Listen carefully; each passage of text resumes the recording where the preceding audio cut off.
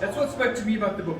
Because we're at the tail end, these people, we're at the tail end of a long period of conquest, of white supremacy, and colonial domination, and we knew. We also didn't know. Because no one told us.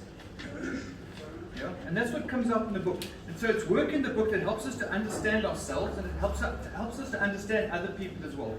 And perhaps it might help other people to understand this very peculiar and very particular breed of people, these domesticated foreigners, who've caused so much harm. We come from people who've caused so much harm, but we've given so much and we have so much more to give. And that's what the book is about as well. It's about the journey to get to that point of recognition. And it reveals an adaptability, which you have to have survived here. You have to be highly adaptable. Derek's highly adaptable, and that comes out in the book.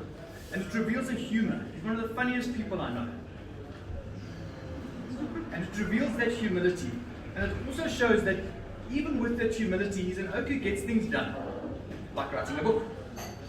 That we all spoke about doing. Right? And it shows a guy who's both deep, but also light. He treads lightly in his depth. And that comes out in the book too. And it's taut. It's tight. He's got anecdotes, and he doesn't try and stretch an anecdote over 3 or 4 pages. He keeps it tight. He tells the story. He gets it done, and it's funny. Every single paragraph is funny. And if you know Derek, you'll see that. And he's telling stories of our lives, as well as his own. So it reads like a to-do list in many ways. That's what I thought. You recognize things because it's either stuff you've done and you've forgotten, and he reminds you that you've done it, or it's stuff that you wished you'd done, or you're hoping you might do one day. And it's got a cracking pace, and it's got a lot of personal detail. It's very personal, with a lot of self-reflection, but with no indulgence. So it's a Hunter S. Thompson type story, but with self-awareness. Right? And more women, and not as many guns.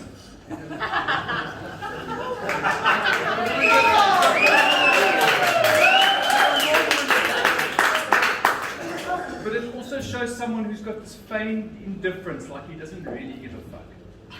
You know? He doesn't really care, but he's deeply interested in the world. And he's knowledgeable and very, very analytical.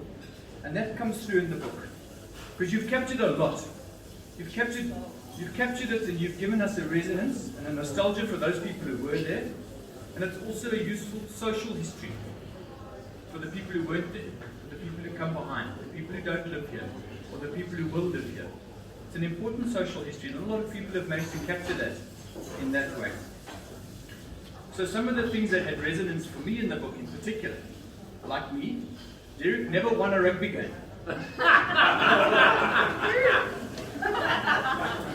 See, he wasn't sure if I'd read the book. But he did win a prize for being most improved in Afrikaans.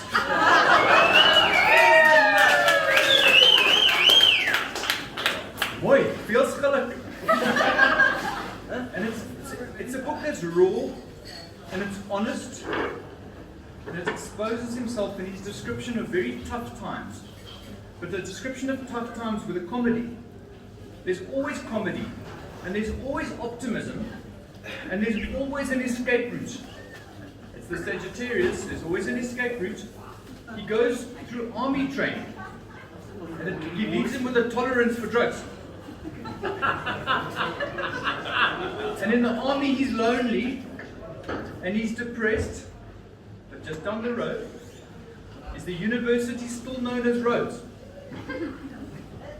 In the city no longer known as Grahamstown, with drugs and girls and the intellect and the freedom that he craves, and he doesn't even know he craves it at that point. But it's not just down the road, it's where he goes. At school he's bullied. Many of us will have a resonance for being bullied at school. And then you find out, it's just after he's come from Rhodesia, super cool, and he's wearing yellow, I had to read this a couple of times in the book, right? And purple, and orange, platform shoes. Oh, Jesus Christ. Oh, no. Why was he bullied? For what? Yellow, purple, and orange platform shoes. And I hope they'll make another appearance one day. And then he gets picked up by a pervert in a red Ford Bucky. And all he's got left from that is an anecdote. It's in the book. The book is full of music, and it's full of history, and it's full of stories, and it's full of links, and I encourage you to go to them. But there's one that caught my eye, and it's a school report that he unwisely printed in the book. And I'll read you from the school report. It says, Derek's main fault is his complacency. There seems to be no place in his life at present for the discipline of study and sacrifice. He is undoubtedly of above average intelligence. Terribly negative. And it would seem most unhappy. I'm very worried about him as a person. Such a waste of talent.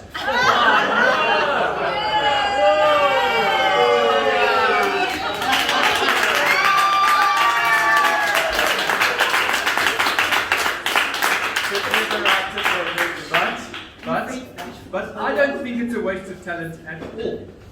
And if you read the book, you'll see why. And I'm going to finish by reading from this book. We look for tracks and never find any. We are chasing ghosts. Ghosts among mercenaries and terrorists. We don't belong here. The blind leading the clueless. But when you go on leave, you find you don't belong there either. And I spend my leave sitting in bars, perving at women, stoned and pissed off my tits. What do you say to a woman? That you've been carrying a mortar pipe for the last 6 months? And sometimes it's more terrifying to be at home than to be on the border. And I'll finish by saying Derek wrote the book for himself, but I think he wrote it for all of us.